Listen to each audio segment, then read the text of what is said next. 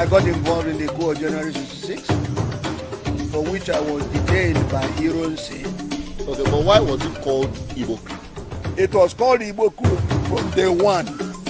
As soon as the coup took effect on the 15th of January 1966, BBC came out with a pronouncement that 5 Igbo majors did a coup in Nigeria, trying to seize power.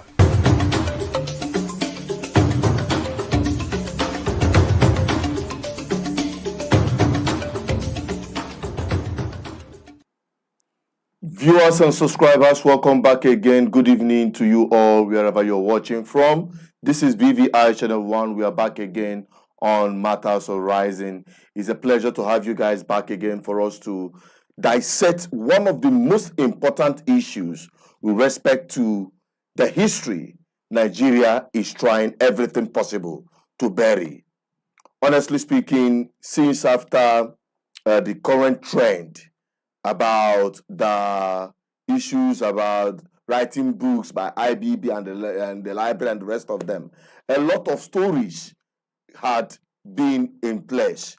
And since after the launch of that book by IBB and uncovering the lies of 1966, remember some years back, I think 5 years ago, 2019, I was with Ben Bullier, Colonel, late now, where he exposed the lies over the years, which is the 1966 coup, January 15th.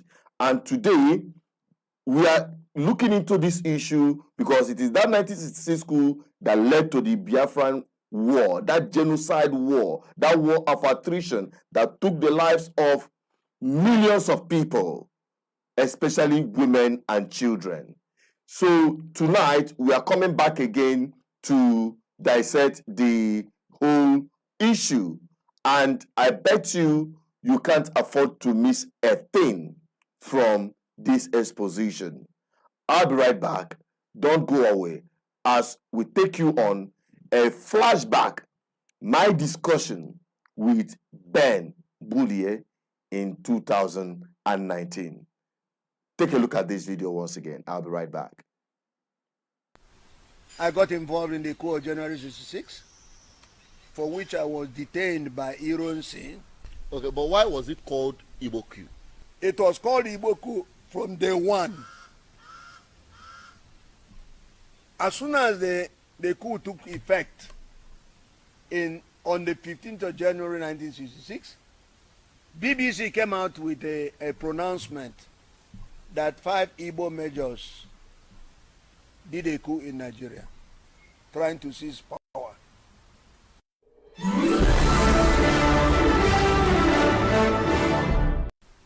I got involved in the coup of January 66, for which I was detained by Ironsi. I was detained in Lagos, Kirikiri, from Kirikiri to all sorts of prisons, including Enugu prison. And by July 1966, I was at Abakaliki prison. I wasn't the only one. We were about 28 of us anyway. So I was detained there. And then there was July coup. Unfortunately, the coup, second coup came in July, end of July. That is after which the emergence of Gawan became a fait accompli. So Ironsi was killed by Northerners who did the July counter coup. Ojukwu, who was the governor of the East, decided that he will release us from prison. So I was released with Nzogu and other people who were not killed by the Northern Turks when they struck in July 1966. Yeah. And that is because we were held in the East. Okay. And typical of, coups, the counter coup, had no effect in Enugu. it had effect in Lagos, in everywhere except Enugu. And so, and that was because some troops in 1st Battalion, which was at Enugu, heard about or had wind about the coup coming in, that's a counter coup, and seized the armory. The armory is where they kept arms. They seized it, and so when Northerners came to take over the armory, they were arrested.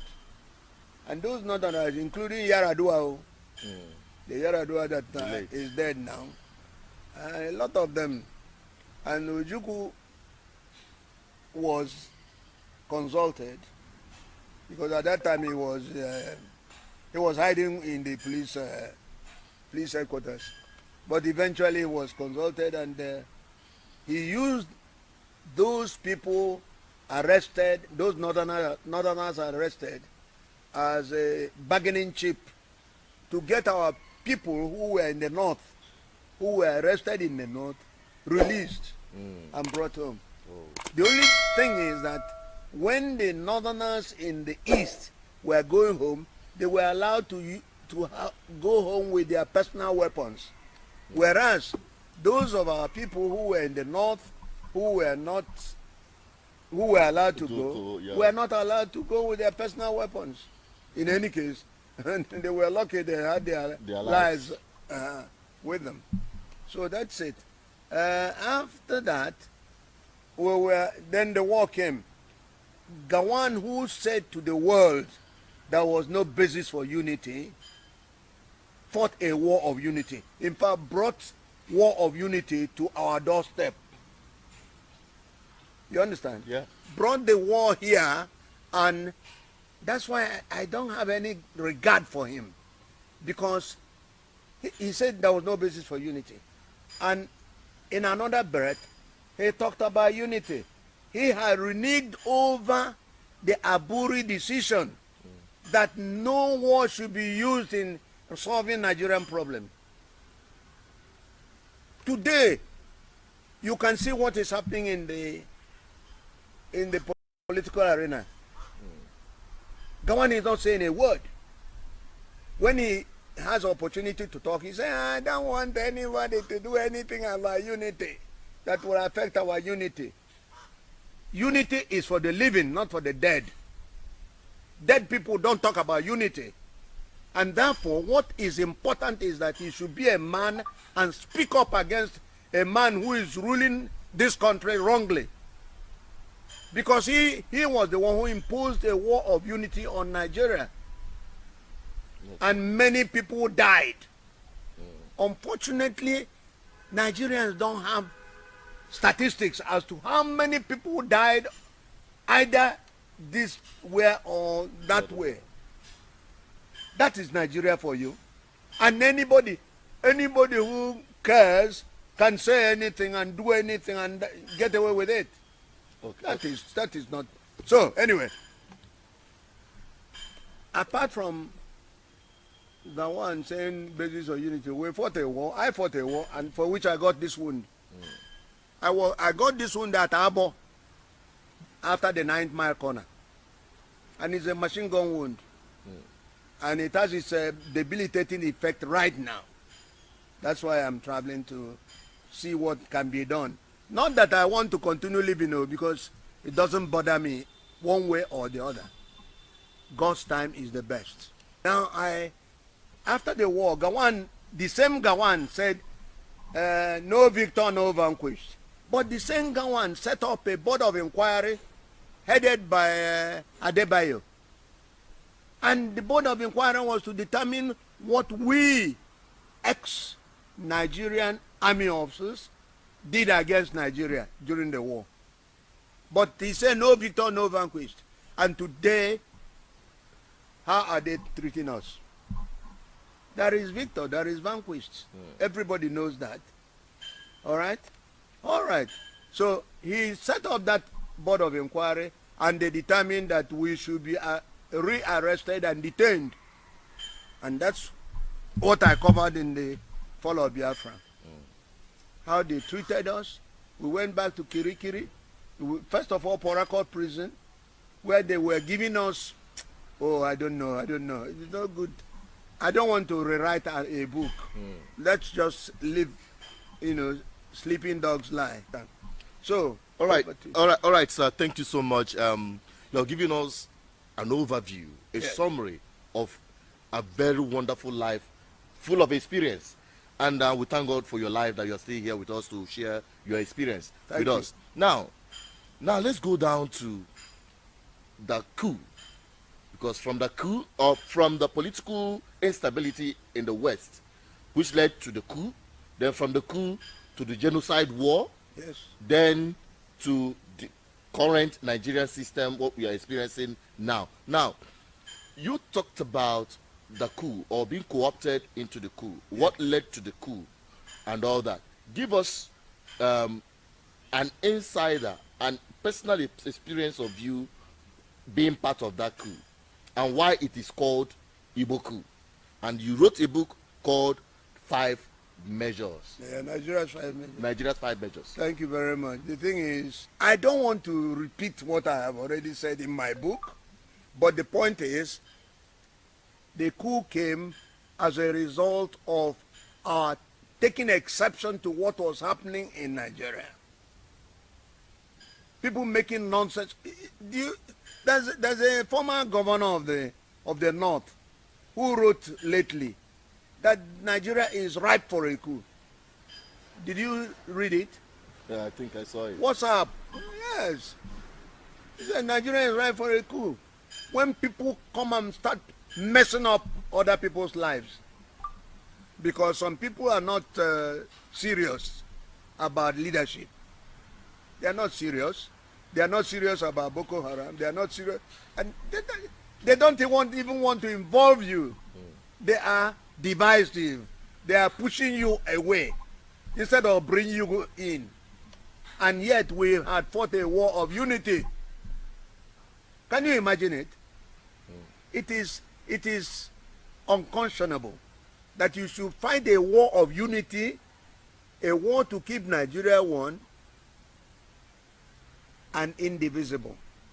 And yet, somebody who calls himself a ruler or leader is dividing the country, pushing people aside, saying this is not qualified or qualified. This is ridiculous. If an Igbo man is being killed today, many people won't bat an eyelid. Whereas if it's somebody else, they will start crying out. I was expecting Nigerians to come out and speak against the question of pushing Igbos out of the system. Igbos form a part of the tripoid in this country. You can't push them away. In fact, Igbos form the largest ethnic nationality in Nigeria. And I stand to be corrected. And yet they are being treated as commoners, as though they don't exist. Okay, but you see, let me just say this. Our people say, so the best thing is to ignore all those things and move on. Okay, but why was it called Igbo coup? And who made it Igbo coup? I have already explained it in my book. It was called Igbo coup from day one. As soon as the coup took effect on the 15th of January 1966, BBC came out with a pronouncement that 5 Igbo majors did a coup in Nigeria, trying to seize power.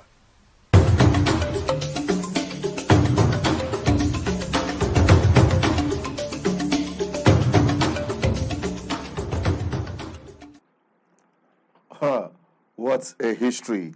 And I believe that some of you will be asking for the full episode. For those of you who have not watched it, just go on our YouTube channel. I would have flashed the the stuff on our platform, just search Bullier on our YouTube channel, or on the comment section, we'll be able to bring it on this on the screen for you to see how to get that video. Request for it from the number, text, and we will send the video to you. It's already on our platform for you to watch the entire interview with late Ben Bullier. That was in 2019. Okay, so now I don't need to say too much, because this is just like a preliminary program into the program we set for today. You know, today we are to host the president of ADF, Professor Ozodimma, but for one last minute rescheduling, the program has been shifted. We are going to announce it. It is either going to come up tomorrow or on Tuesday next week, so that you can now, listen directly with men who played key role in the history of this country. That history they are trying to bury, you'll be able to hear it. I'm not here to say too much. It's just like a way of reminder to the Nigerian people, especially the Igbos, to understand their history. Because this effort by Nigerian government to bury their history is such a shame, because every day history repeats itself. And from everything that Bullier said there, it is clear, everybody knows that, even before the genocidal war, that Nigeria has broken into pieces. Nigeria is never one. Nigeria was a tripod, an experiment of colonial masters. That is the fact. We must understand that history. Okay? And it was that division, deep division, that led to a people who thought they are doing service to the nation. They thought Nigeria was a nation. They came together, young military officers, plot a coup, overthrew the government, and in a swift counter coup, they tagged it Igbo coup at the first instance, which is the big lie, which they now use to attack not just the eastern military personnel, southeastern military personnel, but civilians, massacring them everywhere. And even Gowa, who is at the helm of affairs, could not protect the so-called Nigerians of Igbo extractions living in the north. They were massacred, women were killed, pregnant women were cut open, and their unborn children, gushed out of their belly. All manner of wickedness was met. They called it pogrom. Okay, so that history is what transcended into the Biafra genocide war. Until today, that war is still being fought against the Easterners. Till today, the Easterners are not yet accepted as part of Nigeria.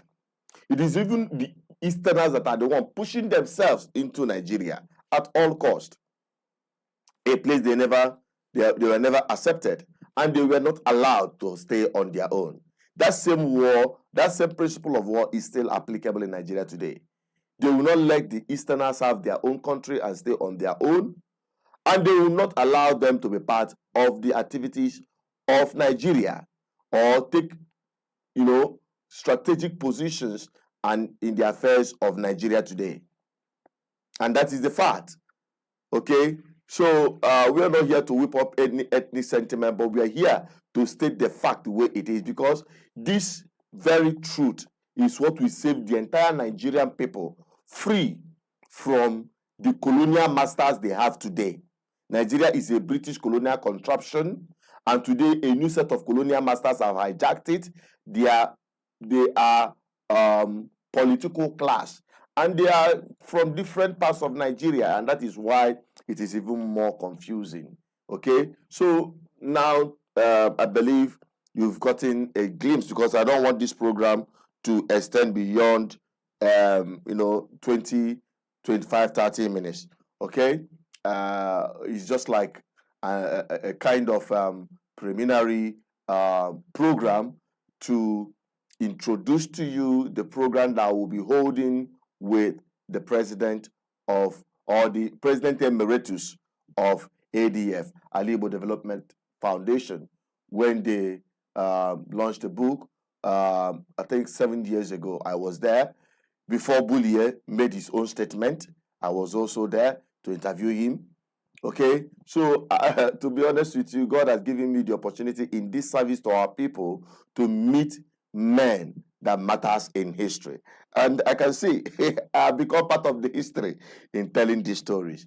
Let's have your opinion in case you're watching and you want to be part of this conversation. You can call +2348104545533. That's the number here on the screen for us to have this conversation while we hope to come back on the live broadcast where we'll be having the President Emeritus of ADF, Alibo Development Foundation. Okay? So, we appreciate those of you who are already dropping comments. Don't forget this program, we are streaming it live on our YouTube channel, our backup YouTube channel, that is BVI Channel 1 Plus. We encourage you to go there, follow us, and keep sharing this video. Okay. Also, we are live on our Instagram and also live on our Facebook. All you can just do is just to search BVI Channel 1 and you'll be there. Please keep watching, keep liking, keep sharing. Let us have your opinion on this as we continue to open up the history Nigeria is desperately trying to bury at all cost. Okay, we'll take some few minutes to grasp through some of the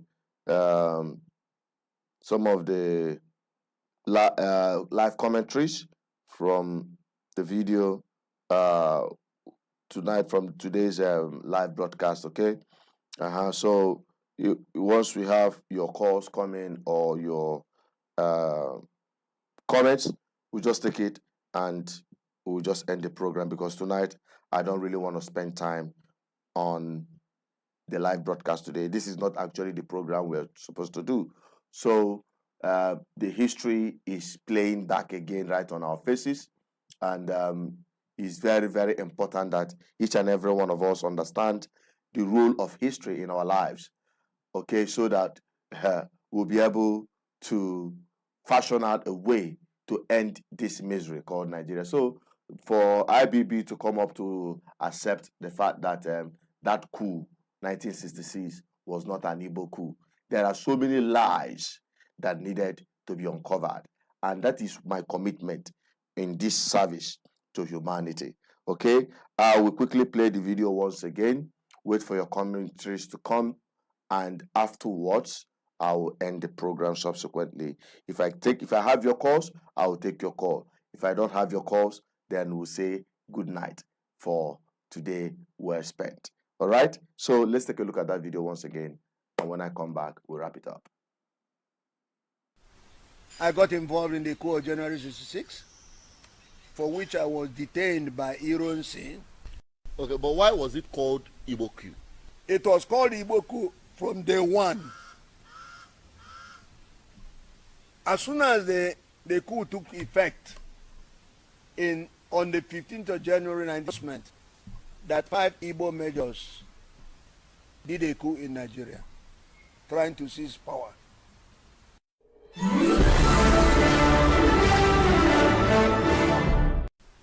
I got involved in the coup of January 66, for which I was detained by Ironsi. I was detained in Lagos, Kirikiri, from Kirikiri to all sorts of prisons, including Enugu prison. And by July 1966, I was at Abakaliki prison.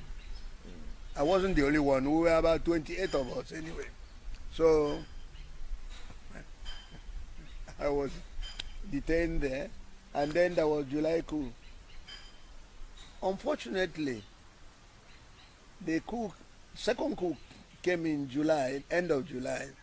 That is after which the emergence of Gawan became a fait accompli. So Ironsi was killed by Northerners who did the July counter coup. Ojukwu, who was the governor of the East, decided that he will release us from prison. So I was released with Nzogo and other people who were not killed by the Northern Thugs when they struck in July 1966. Yeah. And that is because we were held in the East. Okay. And typical of, coups, the counter coup, had no effect in Enugu. It had effect in Lagos, in everywhere except Enugu.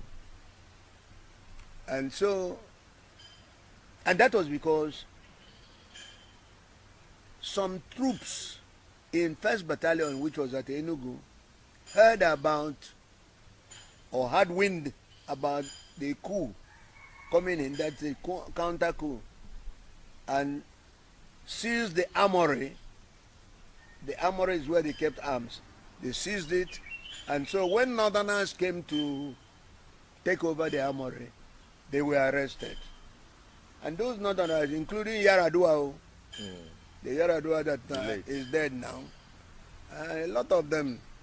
And Ojukwu was consulted because at that time he was hiding in the police headquarters. But eventually he was consulted, and he used those people arrested, those Northerners arrested, as a bargaining chip to get our people who were in the North, who were arrested in the North, released and brought home. Oh. The only thing is that when the Northerners in the East were going home, they were allowed to go home with their personal weapons. Whereas those of our people who were in the North... Hello, good evening. You are live on BVI Channel 1 Matters Horizon. Please tell us your name and where you're calling from, please. Magbisi Uchima. All right. Hello? You are calling from where? I'm calling you from Makodi. All right. We are live on the program. So what's your take on what we're talking about tonight? Kai, I really enjoy your show, and I really want to tell you to keep it up. Thank you. My own perception about everything about IBB's book and what happened to the Igbo people, my own take is that there should be no going back on Biafra. That's just my own take. We can say, okay, Nigeria will work. I bet you the sentiment will still remain the same. I don't know when it will change. I can't even say it's going to change. So the best thing is to be focused that, okay, there'll be a policy, either will become a confederated state where everybody will have their own region and have their own regional head that will only come and meet at the center. An agreement will be based on that only 20% of any resources that is coming from that area should go to the center. If not anything go to the central. If not anything like that, it's just for Igbo people to have their Biafra. And those nationalities that want to join the Igbo people are free to join. That's just the only thing. If not, if we continue saying that Nigeria is going to work, I bet you there are a lot of demons that their minds will never change from their bigotry heart of what they intend for Nigeria to be or what they want Nigeria to be. They don't even see themselves as Nigeria in the first place. Majority of them, they have this mindset that any little thing they're already judging. If you read Babangida's book, you know that yes, that sentiment right from then up till now is still there. And it's something that I'm telling you, it will be very difficult for it to erase from their heart. So there's no need of us trying to mend something that is not possible to mend. For us to become a country, or for any country to even be a country, there must be that national interest. Why do you want a country to be down? You are bringing people from outside, from maybe Mali, different nations. Just even looking to those people, for those people to be better off than people that you people are in the same contraction called Nigeria. It's a very sad story, and it's a very, very sad story. It's something that it's only God that can give maybe the Igbo people the grace to have that forgiving heart. If not, all the perpetrators in real sense, if it's any sensible country, some people have to be brought to book and they will be judged. Not to even start saying that you want to with a library or build their statue or anything for them. to be a big shame, and a big apology have to be made nationwide, and the day have to be declared. But the day in which they have to say, okay, just as they are declaring a day for Abiola, they have to declare a day like one of the Igbo people or to say we are greatly sorry. But to me, that is not enough. It's already too late. Okay. That's my own perception of this whole thing. All right. Thank you very much for your submission. Yes, we should slow down a little bit of preaching too much national unity, because it depends on what we are seeing from. If we do not push, I bet you these Hausa people, many of them are raising their own opinion about they want to preach from the flag. They will never start raising or start thinking of such position. We should be firm on it. Whatever that needs to be firm, let it be firm. No need of being afraid of any other person. We all have blood. We all have one life. So whatever I want to say, let's say it openly, and let's just be open to what we really want. No need of over preaching for one kind of unity that we know that yes, the other people are preaching what, they will continue preaching unity. We are not cowards. So we should slow a little bit back, because honestly, reading the book alone, I just try to put myself in that light. Even knowing that children are hungry and you're still bombing. No, it's too much. Now, looking at the fact that most of these guys that play this role in plunging Nigeria into this today are passing on. They are now much older, and the remaining part of them are still clinging to power. Is there any hope for other Nigerians to change narrative? The only hope that we can have for Nigeria to be is when the Hausa people become liberated from maybe the colonialism of the Fulani. Because the Hausa, if you look at their three major places, the Hausa, the Nupe people, and the Yoruba people of Kwara, in which all of their heads are Fulani. The Nupe people, Fulani, are the one ruling there for almost going to 200 years now. The same thing with the Yoruba people of the Kwara. It is Fulani people that are ruling them. The same thing with the Hausa people all over, especially the Hausa is the worst, because majority of the people begging straight. You never see any other tribe giving birth. They only tell them continue giving birth. Don't even try to as much as possible to slow down and giving birth. Just marry and continue giving birth. But with this type of perception and everything, at the end of the poverty is so high. Definitely, we should start preaching that okay, this country, something should be done. It's either we separate or we become a confederation state where every region have their autonomy. They only just come to the center to deliberate. I agree with you. That is the reasonable minimum. I agree with you totally, man. Thank you so much, Daniel. If we do not start preaching on this strong stand, I bet you these Hausa people will not be ready to repent. The only reason why the Hausa people are still talking good is because they know that yes, they are still with the Fulani. Leave them with the Fulani 2 days, I bet you they will start crying, and there will be a revolution within the House of Fulani. I'm not lying to you. The only reason why they are still there is because of the Nigeria that is still together. And the only reason why we, the Benue people, we are still here across Nigeria is because the Biafra people are still there. If the Biafra people are not here, I bet you, Benue people start clamoring for independence even before the Biafra people. If you read this book, you hear about the thief crisis and Benue crisis, all these crises there. Because the Benue people, right from day one, we know that yes, the Fulani people against us for killing Usman Dan Fodio is always there in abroad. So these are some of the reasons. We should stop over preaching the unity. We should start calling for policies that will make the regions to be much more strong. And always pray that the Igbo people will have seaport. If we have seaport, before you know, you see development and cargo airport that will be coming to East. You see that East will even be more powerful than even the Lagos that we are shouting of today. Because they don't have natural gas and everything. What do they need? They have good farmlands. So they don't need anything from anywhere. I bet you, until the Igbo people start preaching in one voice, all the Igbo people start coming together, forgetting to bow down to any other person. Be proud of your heritage. You discover that we, the smaller tribes, will start moving towards that direction, because we know that 97% of the Igbo people are Christians and do not just slaughter us any day they wake up. I bet you the middle belt, everybody will go towards the Igbo, and before you know, we'll have our own country. I'm not lying to you, the environment, you noticed it. Because even the war, the civil war, if you watch it very well, it was just as a particular region killing the Igbo people or moving the emotion against the Igbo people because they were able to capture power and they were able to capture the machinery of the military of the country. So that's what happened during the civil war, even right from reading his book and everything. I wouldn't want to dwell much, but we should stop over preaching national peace, and I'll pray that the Igbo people start preaching in one voice, knowing that smaller tribes or minority tribes, almost about 200 and something tribes, are with them, even up to Abuja. Especially the Bari people. The Bari people have been so marginalized in Abuja, and they are wishing, always praying that any day that this country is separate. I bet you they're also following the middle belt. Down to some of the other tribes in Nasarawa, just that one is too much. Down to almost Adama, southern part of Adama, up to a little bit of Taraba, because it's not all Taraba that we want to say, okay, they are going to join the middle belt, because they have their own perception a little bit. But I bet people should start speaking with one voice. I forget if they're benefiting anything from federal government, especially their governors. They should start speaking with one voice, and they'll discover that even the Hausa people will start begging. Because the reason why the Hausa people and all these other tribes that are saying all these things, they are still in this contraction, is because the Igbo people are still speaking, and the Igbo people are the only reason why this country is still like the Yoruba. If Igbo people leave, the Yoruba people start declaring their independence too. So the Igbo people should start recognizing power in which they have in this country and start being open about it. No need of being shy about it. Be yourself, be proud of who you are. And people have the perfect democracy that whenever people want to discuss anything, there's always that communal discussion. So there should be it, and it should start growing in the Igbo land. And before you know, you discover that a lot of tribes, a lot of minority tribes are with you. We know that we are so quiet and so coward too, because we are afraid of what will happen if minority tribes are clamping down on us. But if people start speaking about it, and people start recognizing that there are also minority tribes that have your interest in this country, before you know, the perception of this country will shift greatly, and it will even have people. So please, let's slow down on chain of plan unity too much. Start with approaching our policies that will give power to the zones, the different zones, and let the confederation states that each region will have more power than the central. It's prepared for all of us. Thank you very much. Thank you, Daniel Abose, for your submission tonight. Calling from Makodi. Yes, God bless you. And that is one call too many and very, very, very detailed in his submission. And on that, we're saying good night. But before then, I want to acknowledge our viewers, those who are dropping comments, revelation and understanding.